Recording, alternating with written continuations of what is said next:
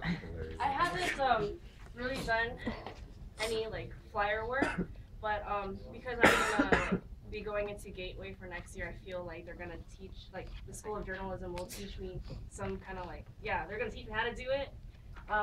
But like for other PR stuff, like if you guys like hadn't noticed, like all the posts that you see on the UOKP page, that's me, and if you see retweets, that's me.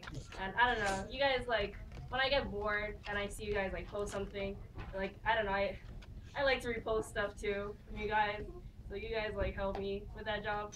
And I do have experience with the job and like Twitter and Facebook, of course, is like connected to my phone, and now the email because I finally figured out how that works. And yeah, like I would like any job, any like role in KP, I would love to do, as long as it's to serve you guys. So although like Cody is my first choice, you can also like consider me for the PR role.